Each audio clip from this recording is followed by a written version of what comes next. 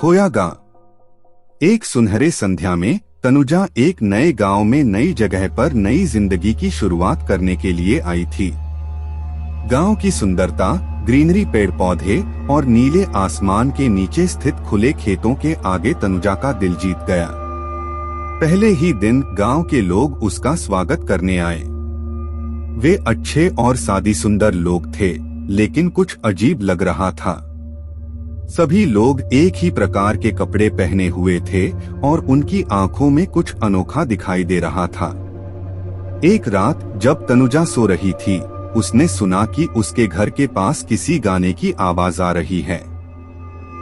वह सोचती रही कि यह गांव की संस्कृति होगी, लेकिन जब वह देखने गई तो वहां कुछ भी नहीं था।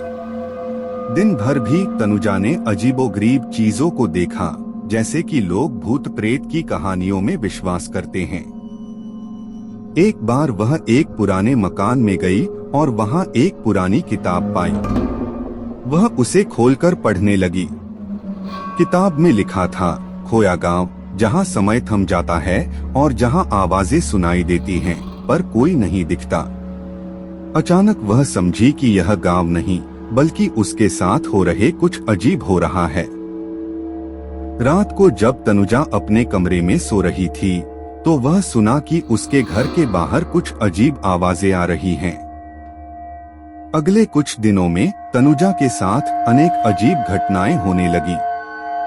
उसने गांव के बारे में और अधिक जानने की कोशिश की और जब वह एक पुराने सदाने पर पहुंची, तो वहां एक पुराना पेड़ देखा जिस पर गांव की कहानी लिखी थी।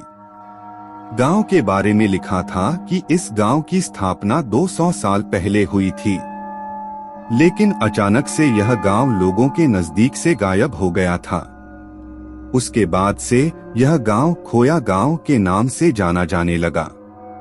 तनुजा जानना चाहती थी कि गांव में क्या हो रहा है और उसने फैसला किया कि वह रात को गांव के अंदर जाकर देखेगी।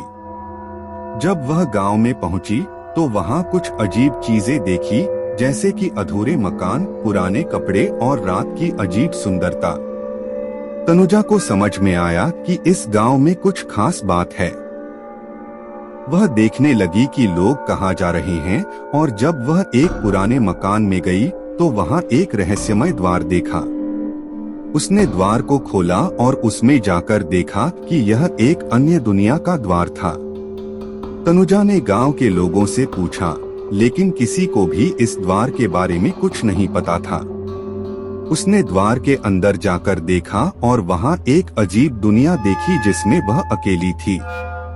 उस दुनिया में वह अजीब चीजें देखी, जैसे कि बड़े बड़े पेड़, नदियां और पहाड़, लेकिन वहां लोग नहीं थे।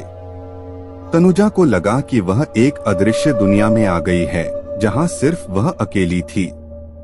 उस अजीब दुनिया में तनुजा को अधिक दिन बिताने के बाद वह एक दिन गांव में वापस आ गई। वहां उसने देखा कि वह एक ही रात में जो दिन निकल चुका था, वह गांव के लोगों के लिए एक पूरा महीना हो चुका था। तनुजा ने फैसला किया कि वह वहीं रहेगी और गांव के लोगों से दिन बिताने की कोशिश करेगी। लेकिन जब वह गांव के लोगों से मिली तो वहां कुछ अलग ही था।